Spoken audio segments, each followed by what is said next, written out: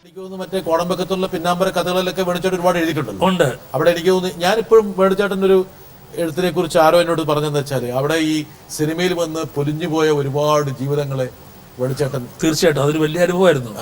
അതായത് ഞാൻ അന്ന് മദ്രാസിലോട്ട് പോകുമ്പോൾ ഞാനും ഫോട്ടോഗ്രാഫറുണ്ട്, ശകരൻകുട്ടിയുണ്ട്. പോകുമ്പം ആ വണ്ടിയിൽ അരവിന്ദൻ ഉണ്ടായിരുന്നു.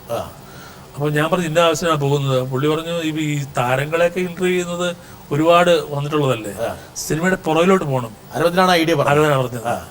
അങ്ങനെ ഞാൻ പോയിട്ട് ഈ പാമ്പിനെ വാടകയ്ക്ക് കൊടുക്കുന്നവര്, ഇപ്പൊ പാമ്പ് പടം ഇല്ലെങ്കിൽ പട്ടിണിയാ. പാമ്പ് പടം ഇല്ലേ പട്ടിണിയാ. അവന്റെ അന്നം. തത്തയെ വാടകയ്ക്ക് കൊടുക്കുന്നവര്, പിന്നെ കുഞ്ഞുങ്ങളെ വാടകയ്ക്ക് കൊടുക്കുന്നവര്. ഇപ്പം പ്രസവിച്ച കുഞ്ഞുങ്ങളാ. അപ്പം 6 മാസം പ്രായമുള്ള കൊച്ചിനെ വേണമെന്ന് പറഞ്ഞാൽ അത് കഴിഞ്ഞ കൊല്ലം പറയട്ടെ ചോദിക്കുവര്. പക്ഷെ എന്നാലും പ്രസവം ഒപ്പിച്ച് കറക്റ്റ് ആയിട്ട് അങ്ങനെ ആ ഗ്രേഡ് കൊണ്ടുവരികയാണ്. 10-12 പ്രസവം നടക്കും. അങ്ങനെയുള്ള ആൾക്കാരുണ്ട്.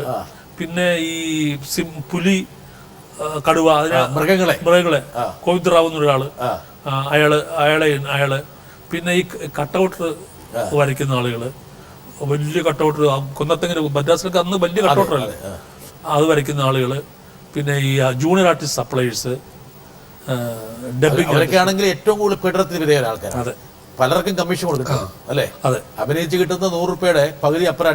പിന്നെ ഭയങ്കര ചൂഷണമല്ലേ അത്. അതിനെ പറ്റിയൊക്കെ ഞാൻ എഴുതിയിരുന്നു അന്ന് ആ കാലത്ത്. അരവിന്ദൻ പറഞ്ഞു തന്നൊരു കാര്യമാണ്. അപ്പൊ ഇതിന്റെ പിന്നാമ്പുറത്തെ കാര്യങ്ങൾ നമുക്കറിയാം. ഈ ചില വീടുകളുടെ പൂമുഖം പോലെയാണ്. പൂമുഖം നല്ല വൃത്തി, സിറ്റിംഗ് റൂം എല്ലാം നല്ല വൃത്തി, പക്ഷെ പുറകോട്ട് പോയാൽ ദുർഗന്ധവും മാലിന്യവും മാത്രമേ ഉള്ളൂ. അതായിരുന്നു കോടമ്പാക്കം സിനിമ ഒരു കാലത്ത്. സിനിമയ്ക്ക് അങ്ങനെ ഒരു മുഖമുണ്ട്, പക്ഷെ ആ മുഖം ആരും കാണുന്നില്ല. ഈ ലാഭം കാണുന്നില്ല, ആ പളപളപ്പ് മാത്രമേ കാണുന്നുള്ളൂ. ഈ ഗോവിന്ദറാവു ഒക്കെ ഇപ്പം എനിക്ക് ഗോവിന്ദറാവില്ല, അല്ല പോയി അല്ല, സിനിമയുടെ സ്വഭാവം മാറി.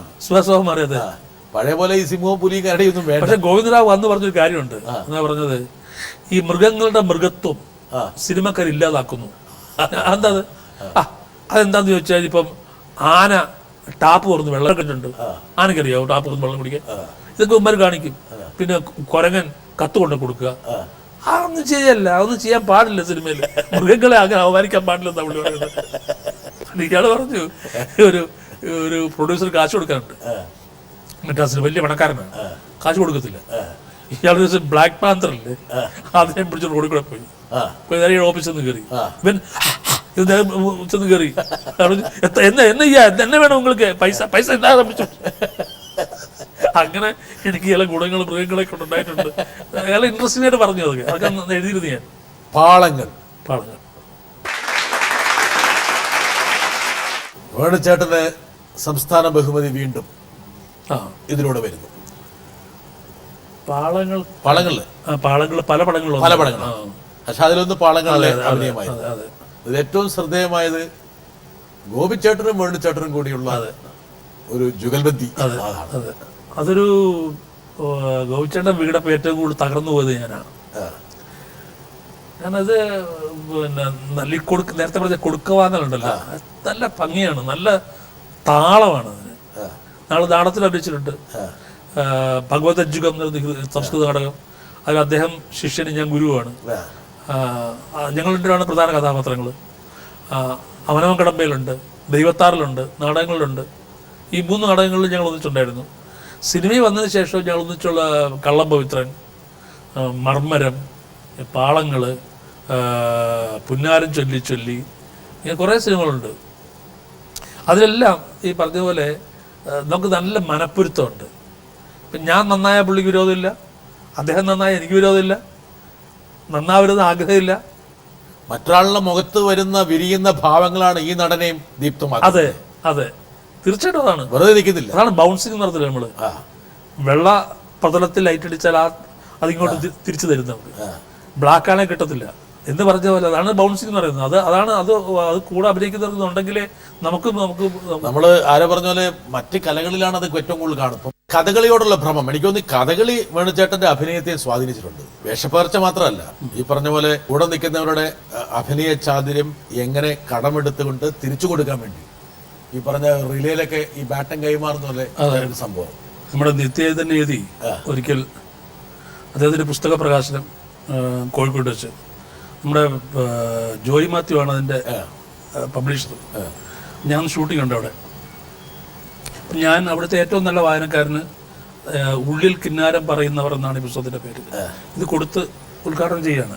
അപ്പം അന്ന് അദ്ദേഹമുണ്ട്, യതിയുണ്ട്. അപ്പോൾ ഞാൻ ആദ്യ അധ്യക്ഷനാണ്. ഞാൻ കുറേ കാര്യങ്ങളൊക്കെ പറഞ്ഞു, അദ്ദേഹത്തെക്കുറിച്ചൊക്കെ പറഞ്ഞു. ഇദ്ദേഹം പറഞ്ഞു, അദ്ദേഹം ഇന്ന് വേണുവിനെ കുറിച്ച് ഓർത്തു. പാലക്കാട്ടുള്ള മദ്യവർജന സമിതിയുടെ പ്രസിഡന്റിന്റെ പേര് വേണുഗോപാൽ എന്നാണ്. അപ്പോൾ ആ വേണുവിനെ കണ്ടപ്പോൾ ഈ വേണുവിനെ ഓർത്തു. കാരണം ഭരതം എന്നൊരു സിനിമ കണ്ടു. അപ്പോൾ ആ സിനിമയ്ക്കകത്ത് വേണു കള്ളുകൂടിയനായിട്ട് അഭിനയിക്കുന്നത്. അപ്പം അങ്ങനെ വേണു കള്ളുകൂടിയായിട്ട് അഭിനയമാണെങ്കിലും കള്ളുകൂടി ശരിയല്ലല്ലോ എന്ന് ഞാൻ വിചാരിച്ചു. ഇതൊക്കെ പറഞ്ഞിട്ട് പുള്ളി പറഞ്ഞു, ഒരു നടൻ ക്ലോസപ്പ്, സിനിമയിൽ നടൻ്റെ ക്ലോസപ്പോ അല്ലെങ്കിൽ അവർ സംഭാഷണം പറയുമ്പോഴോ ഉള്ള ആ അവസ്ഥയിലല്ല അയാൾ നല്ല നടനാണോ അല്ലയോ എന്ന് തീരുമാനിക്കേണ്ടത്. അയാൾ ഒന്നുമല്ലാതെ പിന്നിൽ നിൽക്കുമ്പോൾ അയാൾ എന്ത് ചെയ്യുന്നു എന്നുള്ളതാണ് എന്ന് പറഞ്ഞു. ആ കൂട്ടത്തിൽ അങ്ങനെ ചെയ്യുന്ന ഒരാളാണ് വേണു എന്നൊക്കെ പറഞ്ഞിട്ട്. അപ്പം ഇത് നമുക്കറിയാവുന്ന കാര്യമാണെങ്കിലും ഇത്ര ക്ലാരിറ്റി കിട്ടിയിരുന്നില്ല. കഥകളി മാത്രമല്ല വേറെ ആൾക്കാർക്ക് അതിനെക്കുറിച്ച് ബോധ്യമുണ്ടെന്നുള്ള കാര്യം അറിയാമായിരുന്നു അദ്ദേഹത്തെ പോലെ ആൾ പറഞ്ഞപ്പോൾ. അപ്പോൾ കഥകളിയിൽ ഈ പറഞ്ഞതുപോലെ നളനും ദമയന്തിയും ഉള്ള രംഗമാണ്. പദം നളന്റെയാണ്, ദമയന്തി അപ്പുറത്ത് നിൽപ്പുണ്ട്. കൂടിയാട്ടത്തിലൊരു കാര്യമുണ്ട്, വിസ്തരിച്ചാടേണ്ട കാര്യമാണെങ്കിൽ ഈ പെണ്ണുങ്ങകത്ത് പോവും, പിന്നെ അവിടെ ഉണ്ടെന്നുള്ള സങ്കല്പത്തിലാണ് ഇയാൾ പെർഫോം ചെയ്യുക കഥകളി. പക്ഷെ അയാൾ വേണം അവിടെ വേണം. അപ്പോൾ നമ്മൾ പലപ്പോഴും ശ്രദ്ധിക്കുന്നത് ഇയാളോട് ആടിക്കൊണ്ടിരിക്കും, മറ്റേത് ഇങ്ങനെ വേറെ വല്ല കാര്യങ്ങളും കഥകളി കാണാൻ വന്നിരിക്കുന്ന ആളുകളെയും അവർ എണ്ണ കൊടുക്കും, വീട്ടിലെ കാര്യങ്ങളും ഇത് കഴിഞ്ഞാൽ എന്ത് കിട്ടും ഇതിനെപ്പറ്റി കാണിച്ചോണ്ട് കിട്ടുമോ കിട്ടത്തില്ലയോ ആശങ്കാകുലയായി നിൽക്കുന്ന കാണാം. അപ്പൊ ഇത് കാണുമ്പോൾ ദേഷ്യം വരും. പിന്നെ അതിനുശേഷമുള്ളൊരു നേരം പോക്ക് അതൊക്കെ ഉണ്ട് ഒരുപാട്. അതെ, കഥാപാത്രത്തിന്റെ ലോകത്തല്ല, സ്വന്തം ലോകത്താണ്. ഇത് കാണുമ്പോൾ ദേഷ്യം വരുന്നത് ഒരിക്കലും പാടില്ല. കാരണം ഇതിനോടെല്ലാം പ്രതികരണം വേണം, പ്രതികരിച്ചുകൊണ്ടിരിക്കണം. അപ്പൊ ഇത് കഥകളിൽ നമ്മൾ പിടിക്കുന്ന ഒരു വലിയ പാഠമാണ്. ഇതിപ്പോ നമ്മൾ ഈ പറഞ്ഞതുപോലെ അവിടെ പെർഫോം നടക്കുകയാണ്, വേറെ ആൾ പെർഫോം ചെയ്യുകയാണ്, നമ്മൾ പുറകിൽ എവിടെയോ നിൽപ്പുണ്ട്. സംഭാഷണമില്ലാതെ ഡയലോഗ് ഇല്ലാതെ ഉള്ള ഒരു നടന്റെ ഭാവമാണ് ഏറ്റവും വലിയ. അയാൾ പിന്നെ നിൽക്കുക, മുമ്പിലല്ല നിൽക്കുന്നത്, പിന്നിലാണ് നിൽക്കുന്നത്. പക്ഷെ എങ്കിലും അയാൾ പറയുന്നതിന്റെ പ്രതികരണം ചെറിയ ചേഷ്ടകളിൽ കൂടിയെങ്കിലും ഇയാൾ കൊടുത്തിരിക്കണം. അപ്പോഴേ ആ രംഗത്തിന് പൊലിമ കിട്ടുള്ളൂ, ആ കഥാപാത്രത്തിന് ഒരു സത്യം കിട്ടുള്ളൂ. കഥകളിൽ നമ്മുടെ കോട്ടക്ക ശിവരാമന്റെ ഒക്കെ പെർഫോമൻസ്, അതെ, ആ സ്ത്രീ വേഷങ്ങളുടെ എല്ലാ ഭാവങ്ങളും. സ്ത്രീക്കൊരു മറ്റേത് ഈ ജീവിതത്തിൽ പോലെ തന്നെയാണ് സ്ത്രീക്ക് എപ്പോഴും രണ്ടാം സ്ഥാനം. ശിവരാമന്റെ ഭാവത്തിലേക്ക് ഗോപിയാശാനില്ല. അത് ഈ പറഞ്ഞ പോലെ കൊടുക്കവാങ്ങല. ഞാൻ രണ്ടുപേരെയും സംസാരിച്ചിട്ടുണ്ട്, ഇവരോട് സംസാരിച്ചിട്ടുണ്ട്. അപ്പൊ പറഞ്ഞു ഒരുമിച്ച് പഠിച്ചവരല്ലേ? അല്ല, ഞാൻ പിന്നെ ശിവരാമേട്ടൻ ചോദിച്ചിട്ടുണ്ട് എന്താണ് ഇതിന്റെ ഒരു നിങ്ങൾ തമ്മിലുള്ള ഒരു കെമിസ്ട്രി എന്താണ്. അപ്പൊ അദ്ദേഹം പറഞ്ഞത് ഈ എല്ലാ ആശാന്മാരാണ് കൂടെ ഉള്ളവര്. അപ്പൊ ആശാന്മാരാകുമ്പോഴത്തേക്ക് നമുക്ക് ഈ മനോധർമ്മ പ്രകടനത്തിന് ഒരുപാട് പരിമിതിയുണ്ട്. അവർ സമ്മതിക്കില്ല, ചിത്ത വിളിക്കും, ഇതാണ് തോന്നിയ കാണിക്കുന്നത്. അതെ, പക്ഷെ ഗോപിയാശൻ ഏതാണ്ട് സമപ്രായക്കാരാണ്, ഏതാണ്ട് ശകലം മൂത്തവരാണ് ഗോപിയാശൻ. അപ്പം യങ്സ്റ്റേഴ്സാണ് അവര് തുടങ്ങുമ്പോൾ. അപ്പൊ അതുകൊണ്ട് അവരവർക്കുള്ള ഈ കാര്യങ്ങളൊക്കെ ഒന്ന് പറയാനൊരു വേദിയായി. പറഞ്ഞപ്പം അതിന് മറുപടി അവിടുന്ന് കിട്ടി. അപ്പൊ ഇവിടുന്ന് അങ്ങോട്ട് കൊടുത്തു. അങ്ങനെ കൊടുക്ക വാങ്ങൽ കൊടുത്ത് അത് നല്ല ജോഡിയായിട്ട് മാറി. അതായിരുന്നു സംഭവം. പിന്നെ ഈ പറഞ്ഞതുപോലെ എല്ലാ കലകളുടെയും സമ്യക്കായ സമ്മേളനമാണ് കഥകളി. സംഗീതമുണ്ട്, സാഹിത്യമുണ്ട്, പിന്നെ ചമയമുണ്ട്, അഭിനയമുണ്ട്, എല്ലാം അതെ, എല്ലാം പുറമെ കണ്ട ആളല്ല അവിടെ വന്നു. അല്ല കത്തിവേഷമൊക്കെ വന്നു കഴിഞ്ഞാൽ അങ്ങ് പോയി. അതെ അതെ. വെളിച്ചേട്ടന്റെ മനസ്സിൽ കഥകളി പദങ്ങളുണ്ടാ? കഥകളി പദങ്ങള് അങ്ങനെ പഠിച്ച നല്ല എന്തോ ഈ കഥകളിയോടുള്ള ഒരു അല്ലാത്തൊരു ഭ്രമം കാരണം മകനെ ആ വഴിക്ക് നിർബന്ധിച്ച് പിടിച്ചു വെച്ചിട്ടുണ്ട്. നിർബന്ധിച്ചതല്ല, അവനെ പഠിക്കണമെന്ന് പറഞ്ഞു, ഞാൻ പറഞ്ഞു പഠിക്കാൻ തയ്യാറായി. കണ്ണൻ ആദ്യകാലമൊക്കെ പറഞ്ഞ അച്ഛനെ നിർബന്ധത്തിന് വഴങ്ങിയിട്ടാണ് ഞാൻ ഈ പരിപാടി അല്ല, അങ്ങനെയല്ല, ചെറിയൊരു നിർബന്ധം ഉണ്ടായിരുന്നു, സ്നേഹപൂർവ്വം. അത് എന്റെ മകൻ കൃഷ്ണനുണ്ണി കൃഷ്ണാട്ടത്തിനു പോകേണം, കൃഷ്ണാട്ടത്തിനു പോയാൽ പോരാ, കൃഷ്ണൻ തന്നെ കെട്ടേണം എന്ന് ഒരു പാട്ടുണ്ടല്ലോ, പഴയ പാട്ട്. ഇത് പറഞ്ഞ പോലെ കഥകളി വേഷത്തിൽ കാണാനപ്പം ദൃശ്യവേദി ഉണ്ട് തിരുവനന്തപുരത്തെ. അപ്പൊ ഇവരെ കൂടെ കൊണ്ടുപോകും. അപ്പൊ അവിടെയുള്ള ആൾക്കാർക്ക് പറയും, ഇവൻ നല്ല മോഹമാണല്ലോ ഇവരെന്താ പഠിപ്പിച്ചാലോ എന്നൊക്കെ ചോദിക്കും. അപ്പൊ അങ്ങനെ പറഞ്ഞ് ഞാൻ തയ്യാറായി.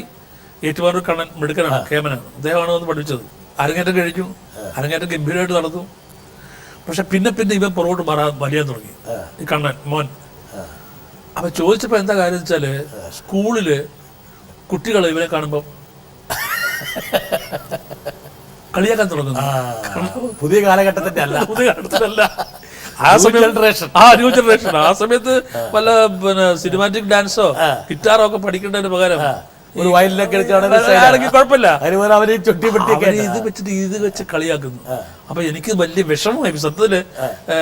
അല്ലെ, കുട്ടികളോടല്ല, കുട്ടികളെ വളർത്തുന്നവരോട്, ആ തലമുറയോട് എനിക്ക് ഭയങ്കര. കാരണം ഇത് വിശ്വപ്രസിദ്ധമായ, നമുക്കെന്നും അഭിമാനത്തോടെ പറയാവുന്ന കലാരൂപത്തെക്കുറിച്ച് പുതിയ തലമുറയുടെ കാഴ്ചപ്പാട്, പുതിയ കുട്ടികളുടെ കാഴ്ചപ്പാട് ഇങ്ങനെയായി പോയല്ലോ എന്നുള്ളൊരു വലിയ വിഷമം എനിക്ക് തോന്നി. ഞാൻ പലപ്പോഴും എഴുതുകയൊക്കെ ചെയ്തിട്ടുണ്ട്. ചേട്ടാ, ഈ പറഞ്ഞ ഗോപിച്ചേട്ടനും വേണുചേട്ടനും തമ്മിലുള്ള ആ രസതന്ത്രം, എനിക്കൊന്ന് അങ്ങനെയുള്ള രസതന്ത്രങ്ങള് പല നടന്മാരുമായിട്ട് പിന്നെ വേണുചേട്ടനുണ്ട് അല്ലെ? എനിക്കൊന്ന് വേണുചേട്ടന്റെ പെർഫോമൻസ് എപ്പോഴും ആൾക്കാരെ ശ്രദ്ധിക്കുന്നത് താങ്കളെ കൂടെയുള്ള നടന്റെ ഒരു പ്രത്യേകത വെച്ച്.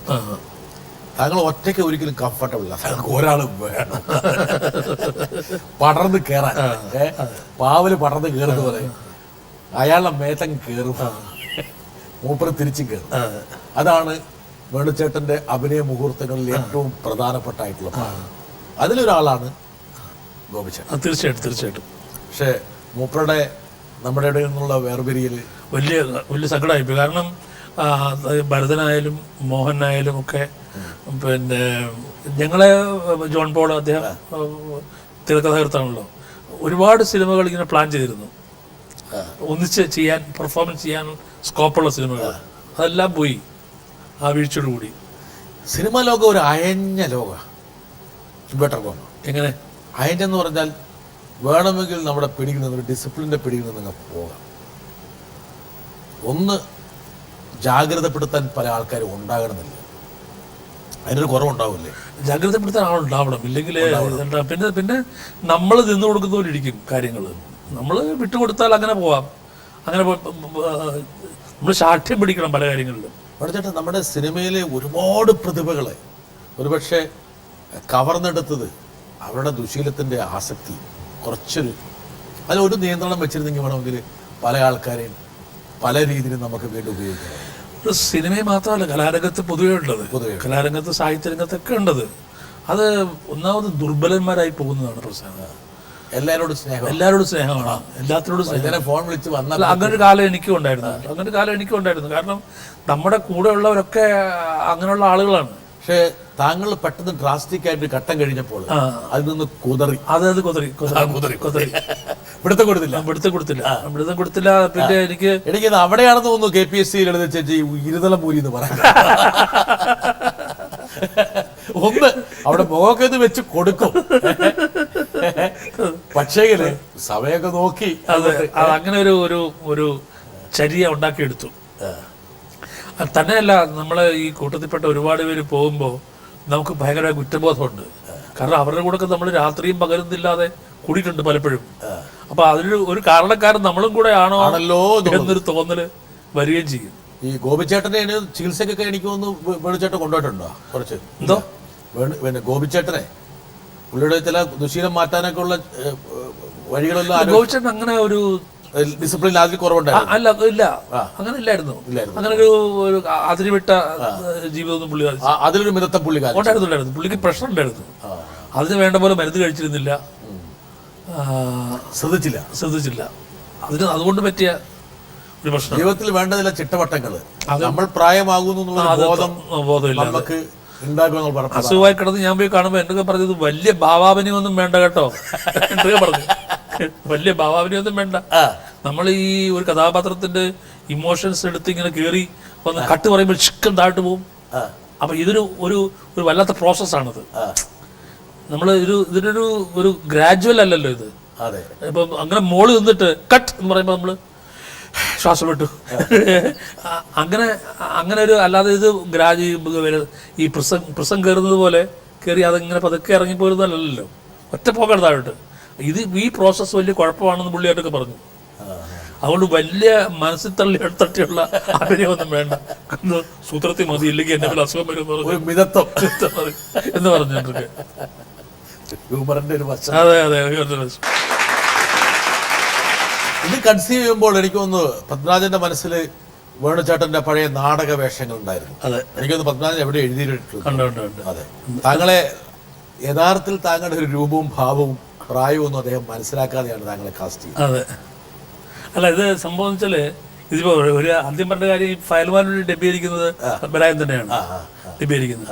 പിന്നെ ഈ ചുവമ്പുള്ള മേശി എന്ന് പറഞ്ഞാൽ അതാണ് ഞാൻ ആദ്യം ചെയ്ത എന്നേക്കാൾ കവിഞ്ഞ പ്രായമുള്ള കഥാപാത്രം, ആദ്യത്തെ കഥാപാത്രം.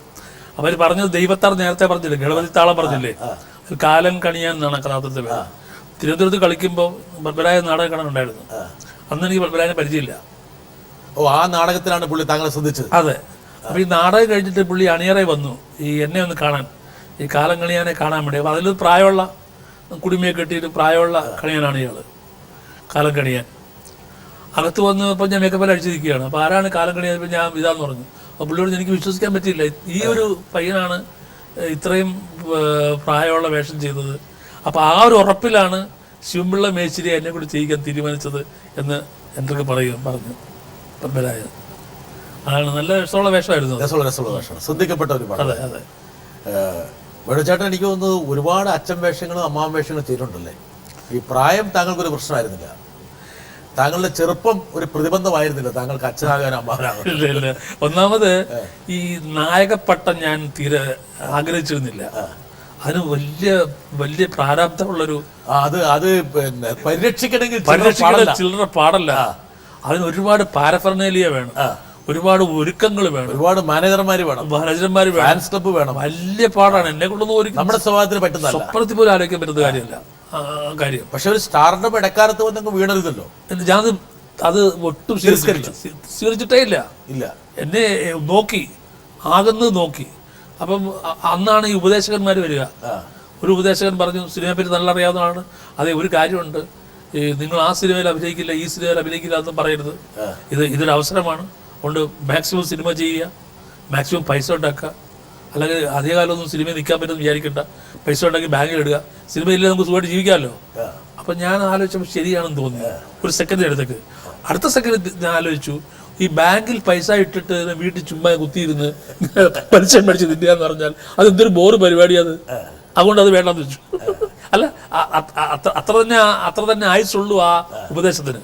ഞാൻ ഒരിക്കലും അത് അങ്ങനെ ഒരു ആലോചിച്ചിട്ടേ ഇല്ല. അതുകൊണ്ട് നമ്മുടെ ഗ്ലാമറിനെ ബാധിക്കുന്ന വേഷങ്ങൾ എന്നുള്ളൊരു പ്രശ്നമില്ല പ്രശ്നമില്ല. എനിക്കൊന്നും ഒരുമാതിരിപ്പെട്ട എല്ലാ നടികളുടെ അച്ഛന്മാരായിട്ട്, ലളിത ചേച്ചിയുടെ അമ്മാവനോ അച്ഛനൊക്കെ ആയിട്ട്, ലളിത ചേച്ചിയുടെ അമ്മായിയപ്പനായിട്ട് പോട്ടെ, സുകുമാരി ചേച്ചിയുടെ അച്ഛനായിട്ട് ആരണ്യകം എന്ന സിനിമയില് സുകുമാരി ചേച്ചി അച്ഛനാണ് ഞാൻ. പക്ഷെ മുമ്പുള്ള ഏതോ സിനിമയിൽ സുകുമാരി ചേച്ചിയുടെ മകനായിട്ട് അഭിനയിച്ചിട്ടുണ്ട്. മകനായിട്ടുണ്ട്, പിന്നെ ചേട്ടനായിട്ടുണ്ട്, ഭർത്താവായിട്ടുണ്ട്.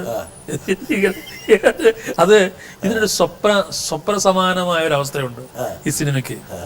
അത് ഭയങ്കര, നമ്മളിത് മാറി നോക്കിയാൽ ഭയങ്കര രസമാണ്. ഇപ്പൊ സീമ എൻ്റെ മൂത്ത മകന്റെ ഭാര്യയാണ് ഒരു സിനിമയില്, ഗുരുവായൂർ നടക്കുന്ന സിനിമ, ചേക്കാറാനൊഴിച്ചില്ല. മൂത്ത മകൻ രാഘവചേട്ടാ മൂത്ത മകൻ, ആ മകന്റെ ഭാര്യയാണ് സീമ. അവിടുന്ന് ഒരു വണ്ടി ഞങ്ങൾ കോട്ടയത്ത് പോവാണ്. അവിടെ ഞങ്ങൾ കാമുകന്മാരാണ്. നെക്സ്റ്റ് ഡേ അതാണ്, അടുത്ത ലൊക്കേഷൻ അതാണ്. അപ്പൊ ഇത് ഇന്നലെ കണ്ട സ്വപ്നമല്ല, ഇന്നത്തെ സ്വപ്നം. ഇങ്ങനെ മാറുന്ന ഈ ഒരു വിഭ്രാമകമായ അവസ്ഥയുണ്ട്. ഈ കഥാപാത്രം ശരീരത്തിൽ കയറിയാൽ ഇറങ്ങിപ്പോയില്ല എന്ന് ചില ആൾക്കാർ പറയുന്നത്. ചില കഥാപാത്രങ്ങൾ അതായത് എല്ലാ കഥാപാത്രത്തിനും ആത്മം കൊടുക്കാൻ പറ്റില്ല. ആത്മം കൊടുക്കണം, എന്നാലേ അത് കാണുന്നവർക്ക് അനുഭവവേദ്യമാവുള്ളൂ. നമ്മുടെ മനസ്സ് കൊടുത്താലേ കിട്ടുള്ളൂ. അത് എല്ലാവർക്കും കൊടുക്കാൻ പറ്റില്ല, ചിലർക്ക് കൊടുത്തേ പറ്റൂ. കൊടുത്തില്ലെങ്കിൽ അത് ശരിയാവില്ല.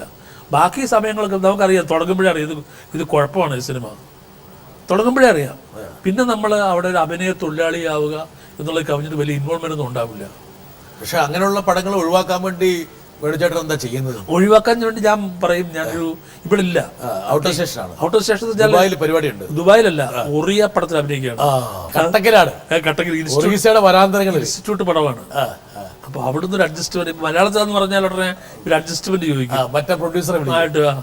അങ്ങനെയൊക്കെയാണ് കഴിവതും ഒഴിവാക്കാറുള്ളത്. പക്ഷെ എന്നാലും ചെറുത് വന്ന് വീഴും. നമ്മൾ ചെറിയ ഇൻഡസ്ട്രി അല്ലേ, എല്ലാവരും അങ്ങോട്ടും ഇങ്ങോട്ടും കാണുന്നവരും പരിചയമുള്ളൂ. അപ്പൊ അതുകൊണ്ട് അങ്ങനെ ഒഴിവാക്കാൻ പറ്റും, മുഖം ചുളിച്ച് പറയാൻ വലിയ ബുദ്ധിമുട്ടാണ്.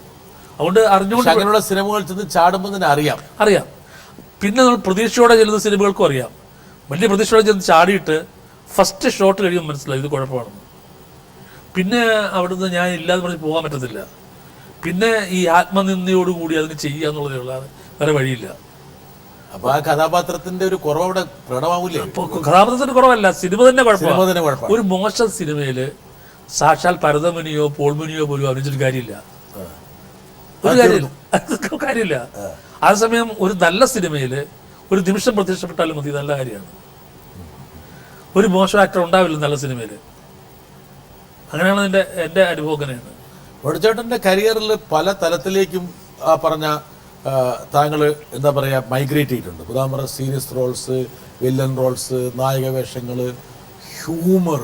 എനിക്കൊരു ഹ്യൂമർ ഒരു വേണുചേട്ടൻ്റെ ഒരു തട്ടകമായി വന്നിരിക്കുന്നു. 80-90കളിലാണ് ആ ഹ്യൂമർ, 80കളുടെ അന്ത്യത്തിലും 90കളും അല്ലെ. 80കളിലെ പാതിയോട് കൂടിയിട്ട് ഹ്യൂമറിലേക്ക് വേണുചേട്ടൻ പ്രവേശിച്ചു. അത് കൂടുതലും അത് കണ്ടെത്തിയത് പ്രിയനാണ് കേട്ടോ. പ്രിയനാണത് അതിന്റെ ഒരു ക്രെഡിറ്റ് കൊടുക്കുന്നത് പ്രിയനാണ്. അതൊരു നേരെ പടങ്ങൾ ഉണ്ടാകും. ഒരു പടം ഞാൻ കാണിച്ചുതരാം. ഇതിനു മുമ്പ് 80കളുടെ പാതിയിലുള്ള, എനിക്ക് 1984 അല്ലേ, വേണുചേട്ടൻ ഓർമ്മയില്ല, എനിക്ക് ഓർമ്മ. ഇത്രയും ലക്ഷണയുക്തമായ രാക്ഷേപഹാസ്യം മലയാള സിനിമ ഉണ്ടായിട്ടില്ല. ഈ പഞ്ചവടിപ്പാലം പോലെ ഇതൊന്നും അഭിനയിക്കാൻ ഒരു വിഷമം ഉണ്ടായില്ലല്ലേ? ഇല്ല, ജീവിക്കായിരുന്നു. ജീവിക്കാന്ന് പറയാൻ പറ്റത്തില്ല. ജീവിക്കാന്ന് പറഞ്ഞാൽ അതില് അപകടം പിടിച്ചൊരു പ്രസ്താവനയാണ്.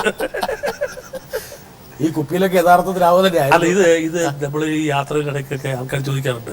അല്ല, ഒരു സ്വയം ചോദിച്ചോട്ടെ, എന്താണ് നിങ്ങൾ ഈ സിനിമയ്ക്കകത്ത് ഈ മദ്യപിക്കുന്നതായിട്ട് കാണിക്കുമല്ലോ, അത് ശരിക്കും മദ്യം തന്നെയാണോ?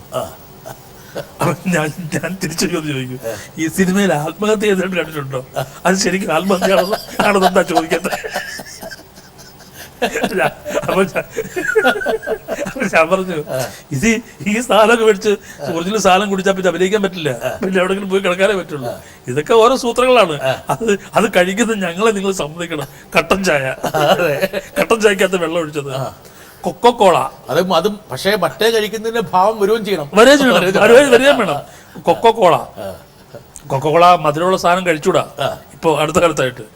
അതിനകത്ത് വെള്ളം നിറച്ചത്, അപ്പൊ അതൊരു ഒറ്റയടിക്ക് കുടിക്കണം. ഒരു ഗ്ലാസ് കുടിച്ചു, സാറേ ആ കട്ടർ ഫീൽഡിൽ വന്നു, ഒരു ടേക്ക് കൂടെ വേണം, ഒരു ടേക്ക്. അപ്പം അപ്പുറത്ത് നിന്നും തെറ്റിച്ചു, ഒരു ടേക്ക്. ഇങ്ങനെയാണ് ഈ നമ്മൾ അഗ്നി ത്യാഗം ചെയ്തിട്ടാണ് നമ്മൾ അഭിനയിക്കുന്നത്. അപ്പോഴാണ് ഒറിജിനലാണോ അല്ലയോ എന്ന് ചോദിക്കുന്നത്. എന്ത് പറയാൻ പറ്റും, എന്ത് പറയണം മറുപടി? പക്ഷെ എന്താ കാരണം അറിയോ, അത് നിങ്ങൾക്കുള്ള വലിയൊരു ക്വാളിഫിക്കേഷൻ ആണ്, നിങ്ങൾക്ക് നൽകുന്ന ഏറ്റവും വലിയ പ്രശംസയാണ്. പ്രത്യേകിച്ച് ഈ ജഗതിയുടെ അവസാനത്തെ ക്ലാസ്, കാരണം ഹെൻപെക്കളാണ് തല്ലുവരെ, അവർ തല്ലും ക്ലാസ് ചോദിച്ചാൽ. ആണ് ആ വിനയം. ഈ അഭിനയത്തിലെ സൂക്ഷ്മാംശം എന്ന് പറയുന്നത് അവിടെയാണ് ഒരു നടനുള്ള മാർക്ക് കൊടുക്കുന്നത്. ഇപ്പൊ നമ്മൾ കണ്ട ആ ഒരു ഷോട്ടിൽ പോലും അയാൾ കാണിച്ച സൂക്ഷ്മാംശം, 2 ഗ്ലാസ് വേണം എന്നല്ല പറഞ്ഞത്, 2 ഗ്ലാസ്. എന്ത് വിനയമായിട്ടാ പറയുന്നത്.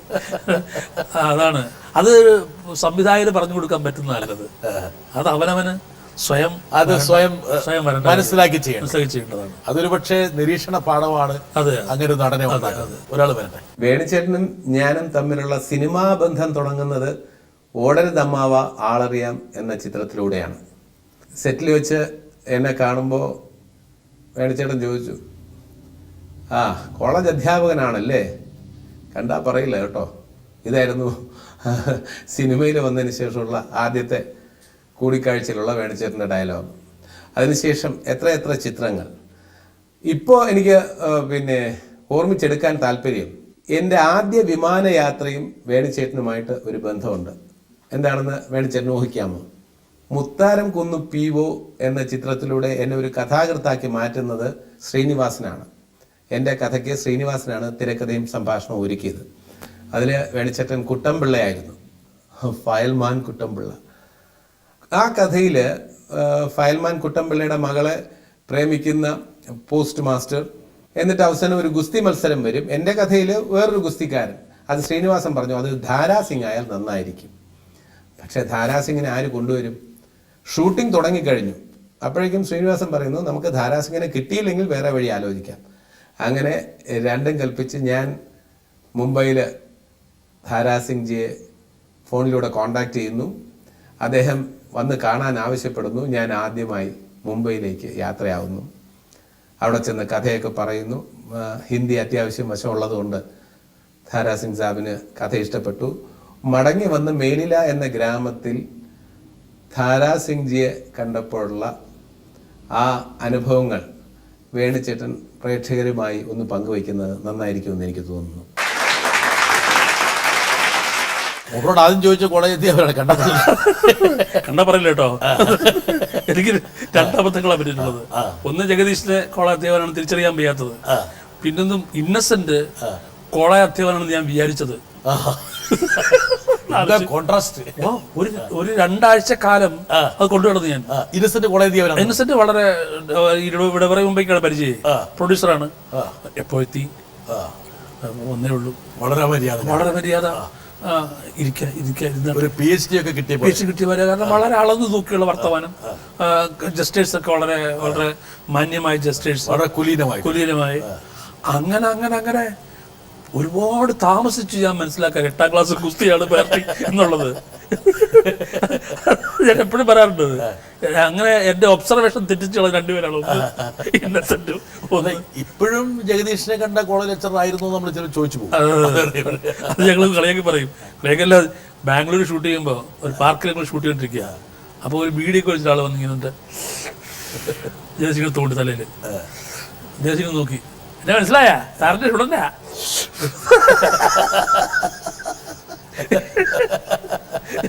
എന്ത് പറഞ്ഞു? ഇത് ഈ മുത്താരംകുന്ന് ഉപ്പിയുടെ കാര്യം പറഞ്ഞത്, ഈ പഠിക്കുന്ന കാലത്ത് ധാരാസിംഗിനെ വലിയ ഇഷ്ടമായിരുന്നു. വേറെ ഒന്നും കൊണ്ടല്ല, ധാരാസിംഗ് അഭിനയിക്കുന്ന ഒരു സിനിമയില് നല്ല 1-ാം തരം ഗുസ്തി ഉണ്ടാവും. നമ്മുടെ സ്ഥിരം സ്റ്റണ്ടല്ല. പിന്നെ ഏതോ ഒരു സിനിമ പഞ്ചപാണ്ഡവനെന്നോ മറ്റൊരു സിനിമയ്ക്കകത്ത് ധാരാസിംഗാണ് ഭീമൻ. മറ്റേ വേറൊരു കക്ഷിയുണ്ടല്ലോ, കിങ്കോങ് ധാരാസിംഗ് ആയിരുന്നു 2 ജോഡികൾ. കിങ്കോങ് ആണ് ബഗൻ, വലിയ ഗുസ്തിക്കാരനാണ് കിങ്കോങ്. അങ്ങനെ കിങ്കോങ്ങും ധാരാസിംഗുമുള്ള വലിയ ഗുസ്തിയുണ്ട്. അപ്പൊ ഗുസ്തി വളരെ ക്ലാസിക്കലായിട്ടുള്ള ഗുസ്തിയാണ്, അല്ലാതെ അത് ഈ അടിപിടി പഞ്ചിങ് സൗണ്ടും സ്റ്റണ്ടും ഒന്നും അല്ല. ഇത് കാണാൻ വേണ്ടി നമ്മൾ പോകുമായിരുന്നു. അങ്ങനെ നമ്മുടെ വലിയ ആരാധകരായിരുന്നു ആ പാത്രമായിരുന്നു അദ്ദേഹം. അങ്ങനെയാണ് ഈ മുത്താരംകുന്നിന് നമ്മുടെ ഏറ്റവും വലിയ അടുത്ത സുഹൃത്തായിട്ടാണ് ധാരാസിംഗ് അഭിനയിക്കുന്നത്. അപ്പൊ അന്ന് ഞാൻ ചോദിച്ചിട്ടുണ്ട്, ഗുസ്തിയില് തോറ്റു കൊടുത്തിട്ടുണ്ടോ എന്ന് ചോദിച്ചപ്പോഴേക്കും അതൊന്നും ഒരിക്കലും ചെയ്യാൻ പറ്റില്ലെന്ന് പറഞ്ഞു. പരിപാടിയില്ലെന്ന് പറഞ്ഞു. ഈ സിനിമയുടെ ക്ലൈമാക്സും അങ്ങനെയായിരുന്നു. പുള്ളി തോറ്റു കൊടുക്കുന്നതായിട്ട് പുള്ളി പറഞ്ഞത് ഞാൻ ചെയ്യില്ലെന്ന് പറഞ്ഞു. ഞാൻ ചെയ്തത് അത് ശരിയല്ല, അതിന്റെ ഒരു നിയമത്തിൽ ശരിയല്ല.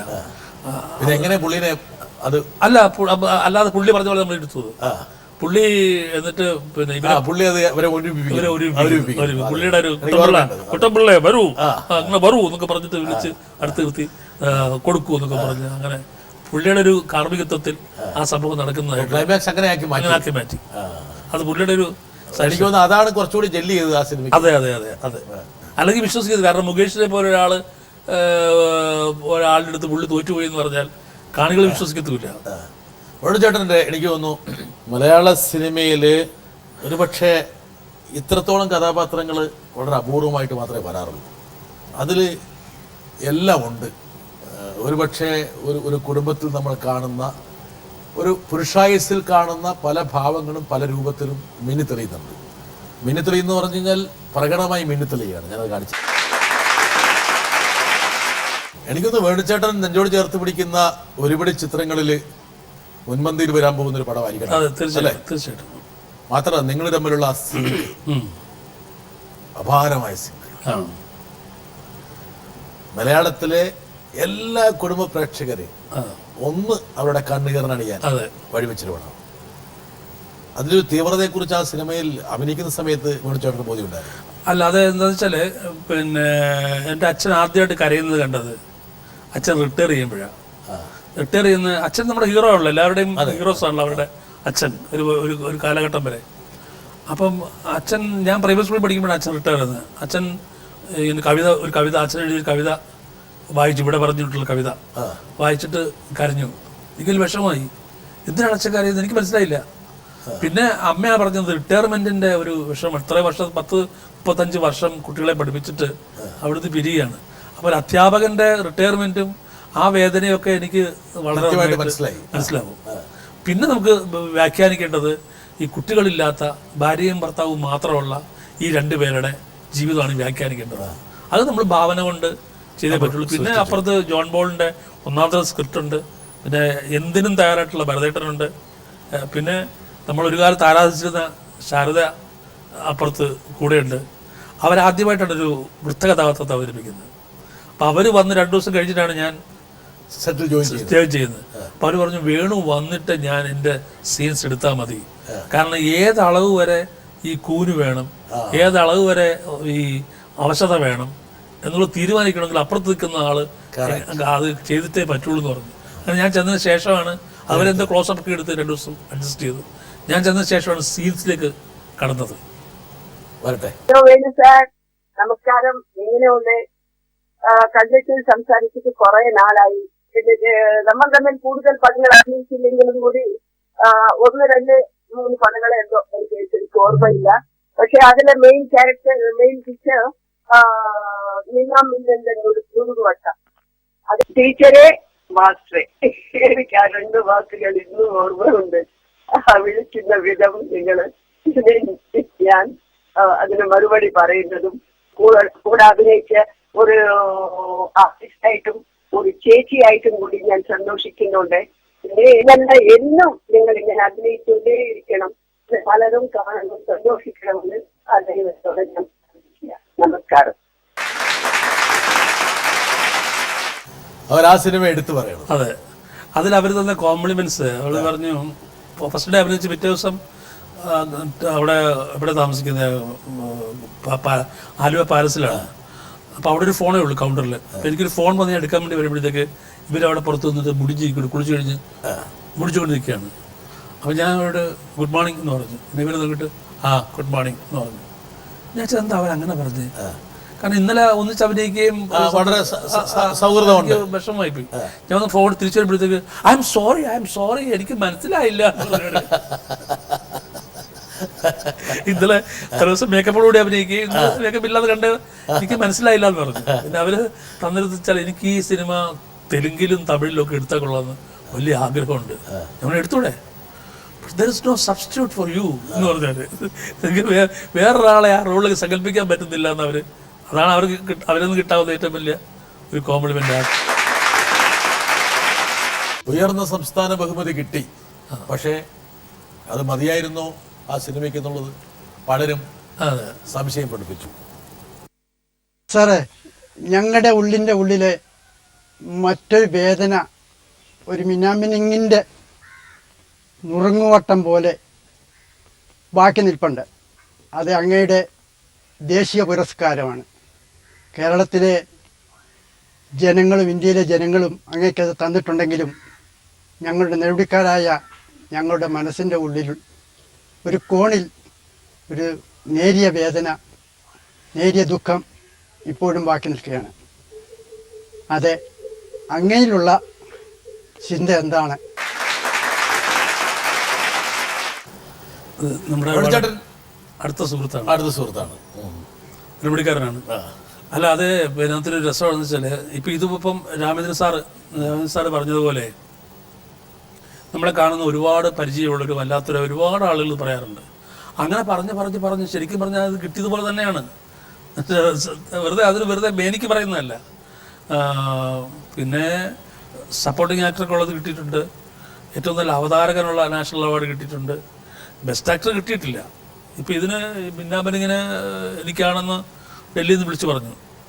ഞാൻ പാലക്കാട്ടൊരു പടത്തിൽ ഷൂട്ട് ചെയ്യുമ്പോൾ ഹോട്ടലിൽ പോയി വിളിച്ചു പറഞ്ഞു, പ്രസീൽ എന്നാണ് വിളിച്ചു പറഞ്ഞു. ഞാൻ പറഞ്ഞു സന്തോഷം, അപ്പം ഞങ്ങളങ്ങോട്ട് വരികയാണ്, ഇൻ്റർവ്യൂ ഉണ്ട് എന്ന് പറഞ്ഞു. ഞാൻ പറഞ്ഞു ഇൻ്റർവ്യൂ വരട്ടെ, നമുക്ക് അവിടുന്ന് പ്രഖ്യാപനം വരട്ടെ. അല്ല, അത് കുഴപ്പമില്ല, പ്രഖ്യാപനം ഉറപ്പാണ്. അതുകൊണ്ട് ഞാൻ പറഞ്ഞത് വേണ്ട, അത് അവരുടെ ഒഫീഷ്യലി അവരാരെങ്കിലും വിളിച്ച് പറയട്ടെ, എന്നിട്ട് നമുക്ക് ഇന്റർവ്യൂ ചെയ്യാം. വൈകുന്നേരം ഒരു 3 വായ്പാരനെ വിളിച്ചു. ചെറിയ വ്യത്യാസമുണ്ട്, പിന്നെ കമലഹാസനാണ് എന്ന് പറഞ്ഞു. അപ്പം ഞാനിത് കേട്ട പാതി കേൾക്കാത്ത പാതി ഈ ഇന്റർവ്യൂ വരിക. ഞാൻ അല്ല, ഈ നാഷണൽ അവാർഡ് എന്നൊക്കെ പറയുന്നത് നമുക്ക് എന്നൊക്കെ പറഞ്ഞ് ഞാൻ വല്ലതും പറഞ്ഞിരുന്നെങ്കിൽ പിന്നെ അത് മതിയായിരുന്നു. അത് മതിയായിരുന്നു. അന്ന് ടെലിവിഷനുകൾ ഇല്ല, അല്ലാതിരുന്നു. വേണ്ട, നമുക്ക് തന്നെ സ്വയം റീവൈൻഡ് ചെയ്യുമ്പോൾ ഉണ്ടാകുന്ന ശമ്പളം എന്നാലും ചോദിക്കും. പക്ഷെ അത് വേണുചേട്ടന് അർഹതപ്പെട്ടതായിരുന്നു. അല്ല, അത് ഓരോ അവാർഡുകൾക്ക് അങ്ങനെ ഒരു പരാതി വേണുചേട്ടൻ ഒരിക്കലും